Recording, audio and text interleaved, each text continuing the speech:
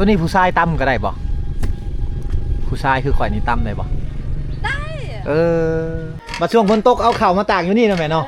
ฉันก็กินแล้วคนที่เป็นชายโสดเป็นหนุ่มเป็นบ่าวแล้วเขาก็จะอยู่แบบนี้แหละเนาะนี่คือบ้านชายโสด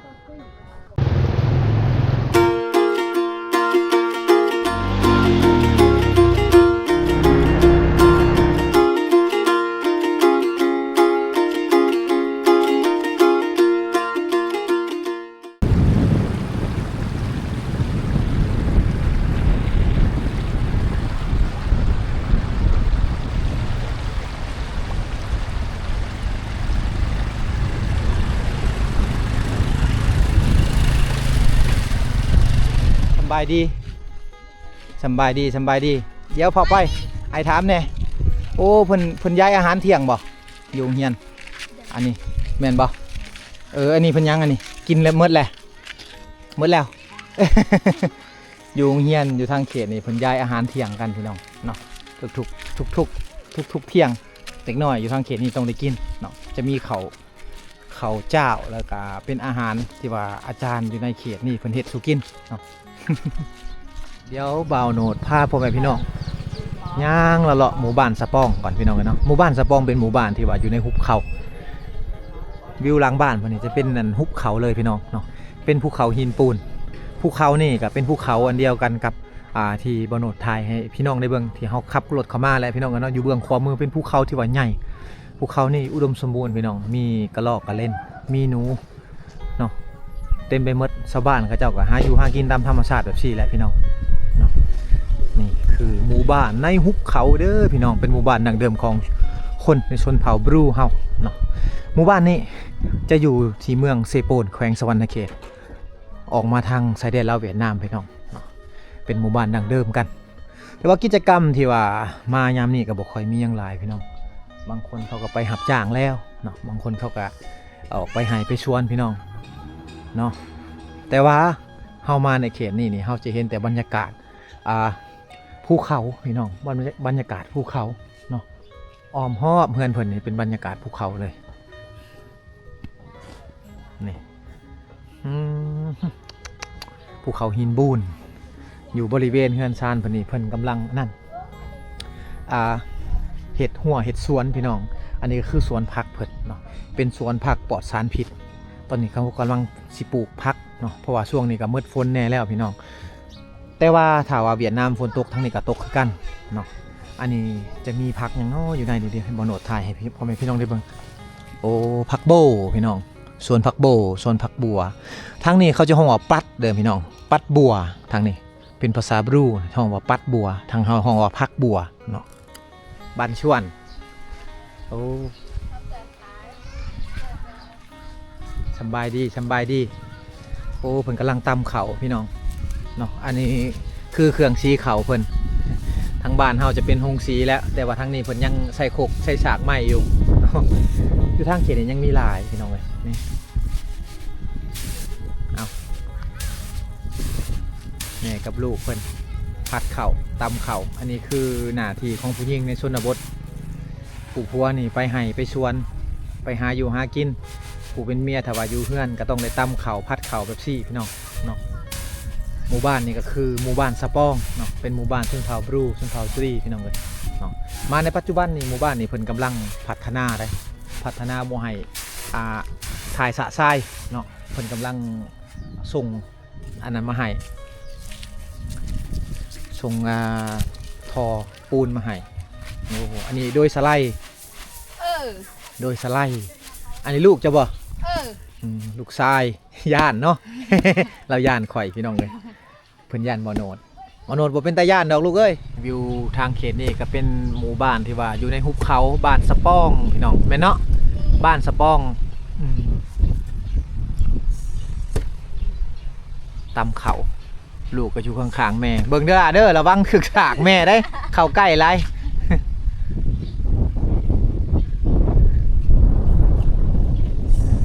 ตัวนี้ผู้ชายตั้มก็ได้บ่ผู้ชายคือข่อยนี่ตั้มได้บ่ได้คือบูเห็นผู้ชายตั้มจากเถื่อเนาะ อันนี้ก็คือเหตุของประเพณีพี่น้องตำรวจก็ลองถามเพิ่นว่าผู้ชายตำได้บ่เพิ่นว่าผู้ชายก็ตำได้เพิ่นว่าเป็นผู้ชายทางเขตนี่เขาบ่ตำกันมีแต่เขาไปหาอยู่หากินเท่านั้นพี่น้องเนาะ เนื้อเรียนกัน ขนมโบราณปันได้ พอได้พอได้ เออ พอได้ อันนี้อ้ายบ่ อ้ายเนี่ยไหนอะไรใช้ เออขนมโบราณพี่น้องค่อยๆย้ายไปเด็กน้อยในบ้านเพิ่นคือสิหลายเนาะ เอาปลาก็ได้ อันเอาอีกเอา เนื้อ เอาทางนี้เอา ขมกขอบใจ โดยเอาอยู่ดีมีแห้งเด้อเจ้ากะอันนี้อาเจ้าเจ้าเนาะเอาอาเจ้าเนาะบ่ได้ไปไสกะไปใช้มัน ลูกหลานเพิ่นเลี้ยงอาเจ้าอยู่เพื่อนเฮ็ดพิเลอกิน กินพิเลอตำแจ่วซื่อ จะกินกับผักกับยานี่ฮะ ๆโอ้ตอนนี้ไห้ก็แล้วเนาะเขาหูดแล้ว แล้ว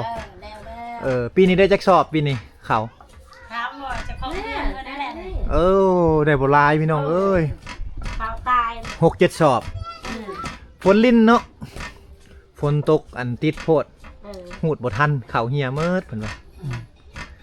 ตำแจวอยู่อันนี้แหละในเขตชนบทเฮาพี่น้องเฮือนซานเพิ่นก็สิเป็นประมาณนี้เนาะอันแผ่นปูพื้นนี่ก็เป็นไม้เหี่ยไม้พางเนาะบ่แม่นไม้แป้นได้อันนี้เพิ่นเฮ็ดนะ แบบสบายๆนะพี่น้องบ้านคลาสสิกของคนในชนบทเฮาตัวนี้จะเป็นเฮือนครัวอันนี้คือวางแตงอยู่ครัวกินวางแตงอยู่ครัวกินเพิ่นพี่น้องอยู่นี่ก็มีหิงตากเครื่องหิงตากข้าวเนาะมาช่วงฝนตกเอาข้าวมาตากอยู่นี่นะแม่เนาะ ฉันก็ไปกินแล้วเขาแพงก็ไปกินแล้ว ข้าวบ่แห้งก็ตำบ่ได้ซีบ่ได้เนาะตากอยู่นี่พี่น้องเอ้ยนี่เห็นบ่เฮือนครัวเพิ่นเอาลูกหลานก็ย่านบ่โนดพุ่น ช่วงนี้สะแงนหนาวอากาศหนาวเพราะว่าลมทางนี้นี่ อยากเย็นแน่ อยากลมอยากเย็นอยากฝนตกแน่อยากเย็นแน่ บ้านนี้ก็ตกแล้ว วันนี้ฝนตกบ่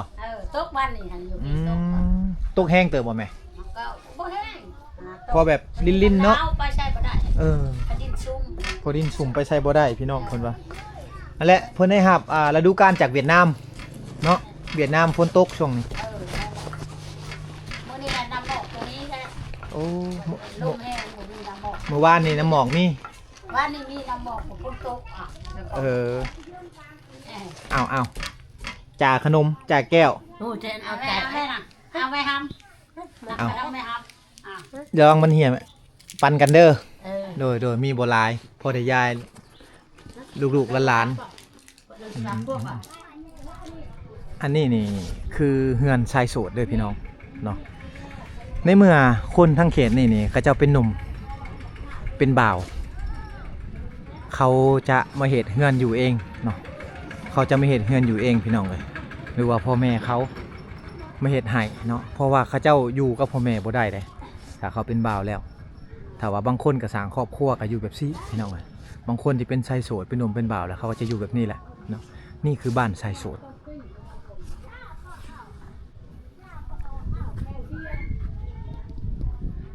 อันนี้แม่เพิ่นก็เรียกอาเจ้าอยู่เฮือนอยู่ซ่านบ่ได้ไปใช้บ่โนดกันย่างเลาะๆตามหมู่บ้านนี่แหละพี่น้องเลยเนาะเบิ่งถ่ายบรรยากาศให้พ่อแม่พี่น้องได้เบิ่งบันชวนอีหล่ะเอาขึ้น ขึ้นทั้งเฮือนอันนี้ได้คันใดอยู่ทางเขตบ้านชนบทเฮาจะเป็นแบบซี่พี่น้องเลยเนาะจ่าแก้วเอาแก้วยับขึ้นไปจังหน่อยตกยับไป จุกในคืนเจ้าแล้ว จ่าแก้วจับเอาลูกและไม่สมากันหน่อยอันเอาไม่แกงอันโย่จะลูกฟัน เอาไปยังเอาให้แน่เอาให้อีแม่ไปก็เลยแม่เด้อโดยบ่โนดกับบ่ได้ซื้อขนมแบบราคาแพงมากพี่น้องเพราะว่าเว้าตามตรงเลยก็คือการเดินทางแต่ละครั้งที่ว่าจะเข้ามาเขตชนบทนี่ก็ต้องใช้งบถือว่าสูงได้พี่น้องเอ้ยเนาะ เท่าละ1,000-2,000 บาทเนาะถ้าว่าเฮาซื้อขนมราคาแพงมาสิมาย้ายน้องๆอยู่ในเขตชนบทให้ย้ายครบให้ย้ายหมดทุกคนนี่ก็บ่ทั่วบ่ถึงพี่น้องเนาะก็ฉะนั้นก็เลยว่าซื้อเป็นขนมอมเอาเนาะเพราะว่าได้ย้ายน้องๆเพิ่นพี่น้องเอ้ยเนาะ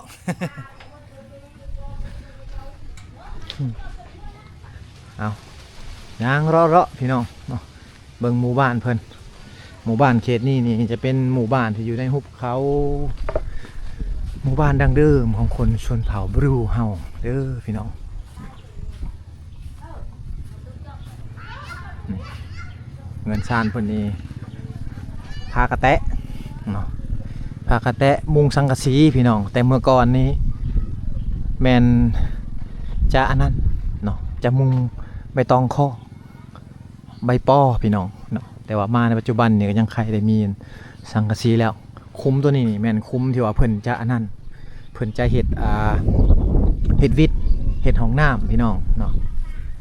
เพราะว่าช่วงนี้นี่ทางรัฐเขาเจ้าเขามาช่วยเหลือหมอยขี่สะทรายเขาเอาท่อปูนมาใส่ให้ครอบครัว1 3 ท่อ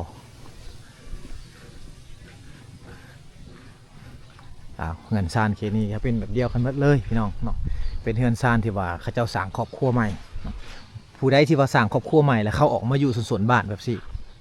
เพราะว่าอยู่ในบ้านนี่มัน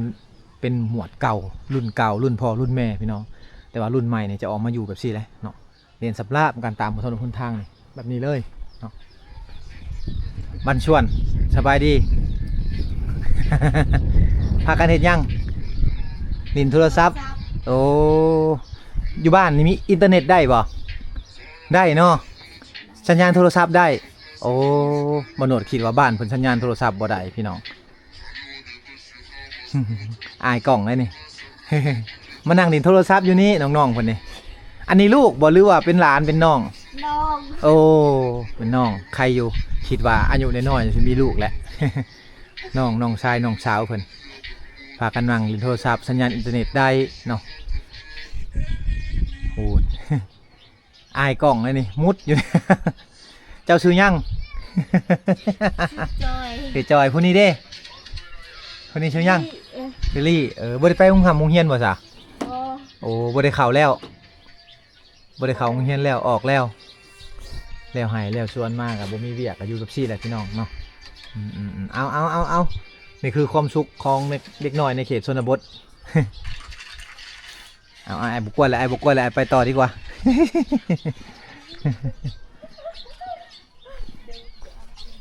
โอ้เบิ่งเฮือนเพิ่นพี่น้องเฮือนหลังนี้นี่แม่นอยู่ในหุบเขาเลยเนาะเป็นเฮือนที่ว่าอยู่ท่ามกลางหุบเขาเลยสบายดีไอ้สบายดีบันชวนงามเนาะโอ้หลังภูเขาเลย อันนี้คือบ้านสะปองพี่น้องเนาะคือเห็นอยู่ในทางกลางบ้านเพิ่นโมเมนต์คุ้มที่ว่ามันขุดขึ้นมาอันนี้คือคุ้มบอมแม่นเนาะเป็นคุ้มบอมคุ้มระเบิดจะมีหลายทางเขตนี่เพราะว่าอยู่ตามเส้นทางนี่คือเส้นทางโฮจิมินห์พี่น้องนี่เฮือนซานทางเขตนี่บันนี้แม่นเลยเป็นแม่น้ำเนาะขอย่างเลาะบ้านหน่อยเด้อ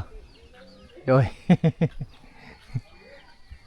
ภูเขาหินบูนเนาะย่างเลาะไปพี่น้องเนาะเพื่อว่าจะมีกิจกรรมดีๆให้พ่อแม่พี่น้องได้เบิ่งเนาะถ้าว่ามีกิจกรรมดีๆชาวบ้านเพิ่นเฮ็ด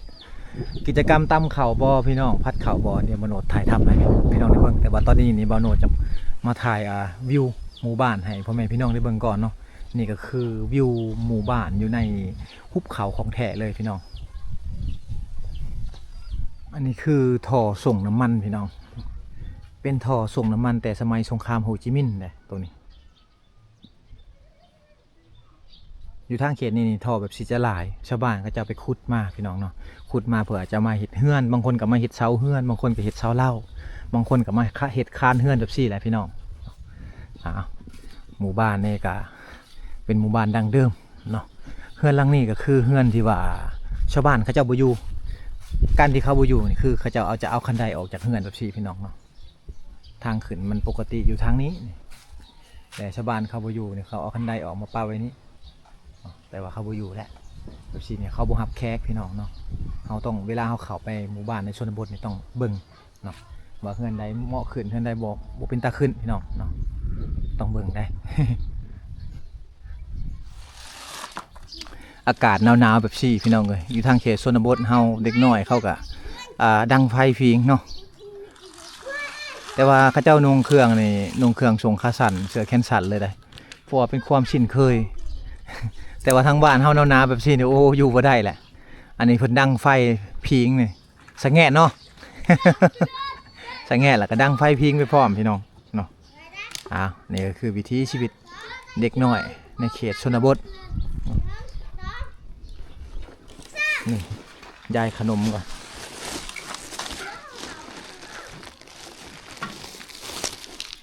จ่าแก้วไปใช่กินขนมเอาละเอาขนมพี่เอาเพิ่นอายกล่องเอาไว้จะเอาไว้มาไหมมาเอาขนมไหมฮะอันนี้คือการละเล่นของเด็กน้อยค่ะเจ้าจับเอามาให้ผู้นี้ก่อนเอา2 3เฮียแล้วเก็บเอาผู้นี้บ่เอาบ่ผู้นี้ น้องจับบ่เอาเพิ่นย่านเบาโนดจับมันสิเฮีย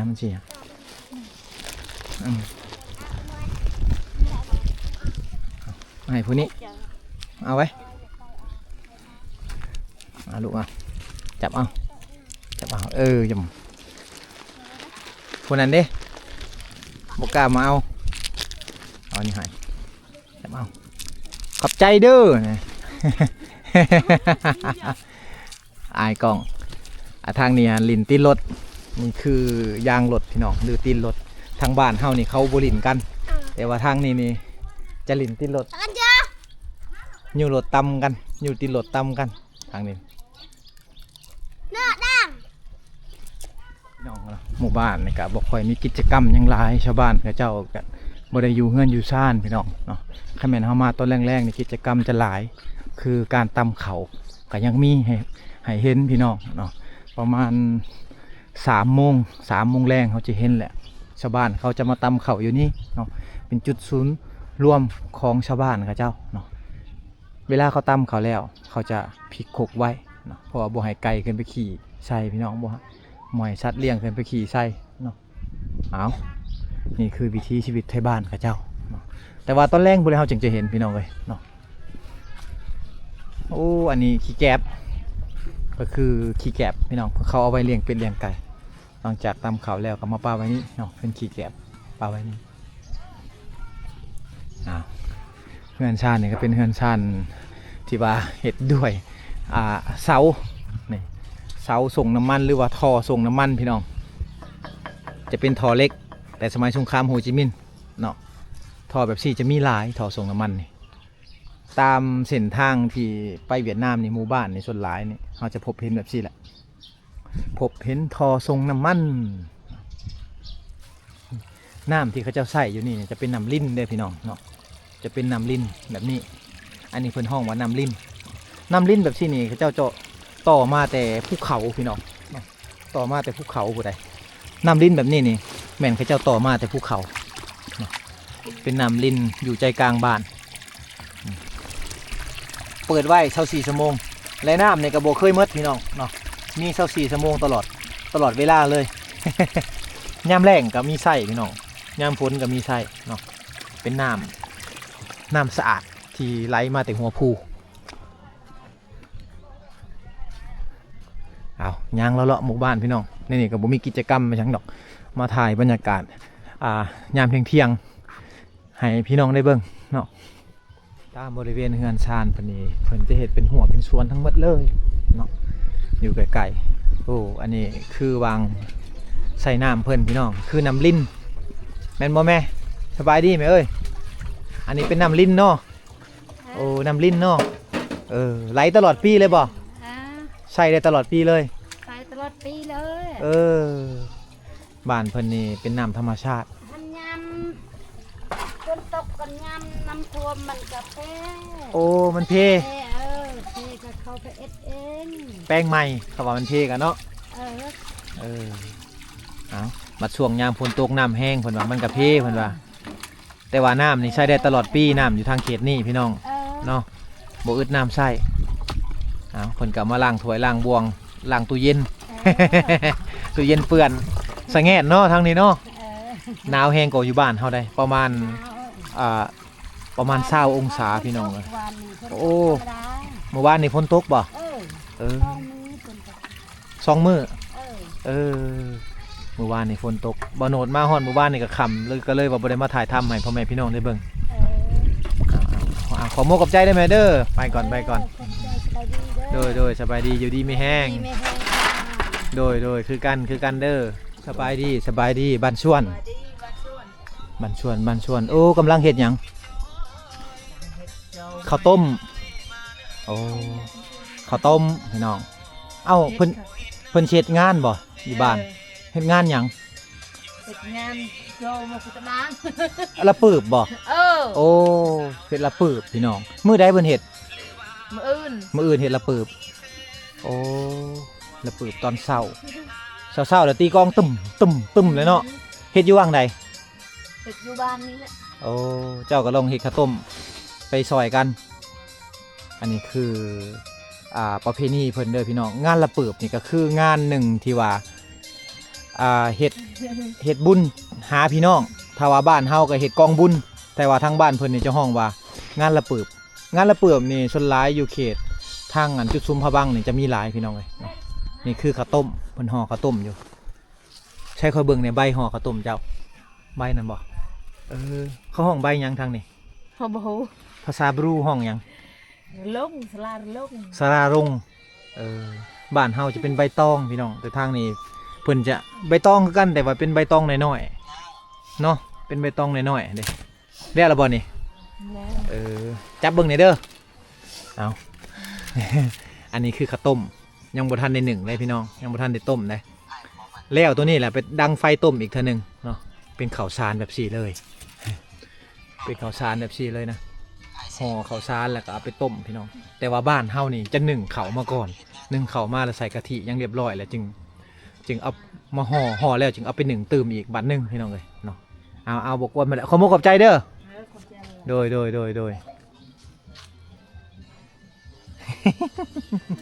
เพิ่นพากันอายกล้องสบายดีพอสบายดีอยู่ดีมีแห้งหนาวเนาะหนาวไปดอยหนาวดังไฟฝิงอากาศแบบซี่นี่ประมาณเดือนใดหาเดือนใดเดือนนี้เมื่อเดือนนี้ละฝนบ่บัดนี้ไม่พ้นแดดแต่ว่ากันยังหนาวอยู่ยังหนาวธรรมดาหนาวธรรมดาทางให้ทางชวนโอ้ฮอดฤดูกาลทางไห้ตื่มอีกบัดนี้สิได้เริ่มเห็นไห้อีกแล้วเนาะกำลังแล้วบัดนี้บ่เอากำลังเก็บต้องในชอบหาเงินอย่าต้องหาเงินเก็บเห็ดไห้ชื่อผ้าชื่อชวนชื่อเสียมชื่อจกขอบใจ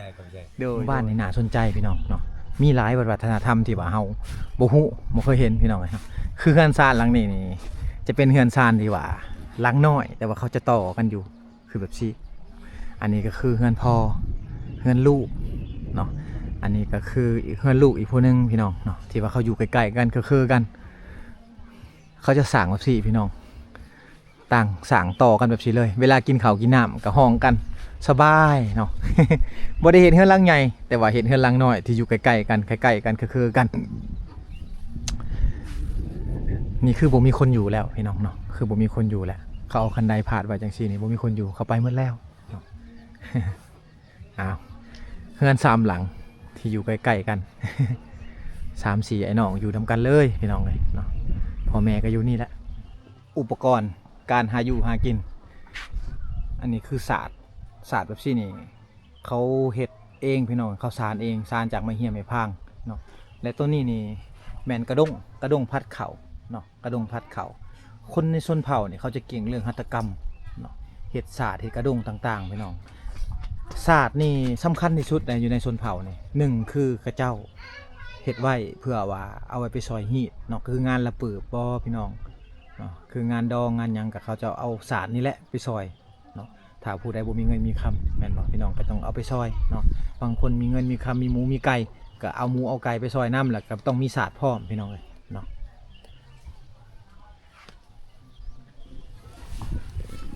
เอาEPนี้บ่าวโหนดได้พาพ่อแม่พี่น้องมาที่บ้านสะป้องพี่น้องเป็นหมู่บ้านดังเดิมของคนในชนเผ่าบรูเฮาเขตบ้านนี่แม่นเขตบ้านที่อยู่กับเมืองเซโปนแขวงสวรรณเขตเนาะเป็นหมู่บ้านห่างไกลเป็นหมู่บ้านซอกลีกในชนบทลาวเฮาพี่น้องมีประมาณนี้ที่บ่าวโหนดได้พาพ่อแม่พี่น้องย่างละเลาะเบิ่งหมู่บ้านสะป้องพี่น้อง ต้องขอขอบคุณขอบใจเมื่อสุขุสุขคนแหละที่เข้ามาติดตามนะครับซุมเด้อพี่น้องบ๊ายบายเจอกันที่พี่หน้า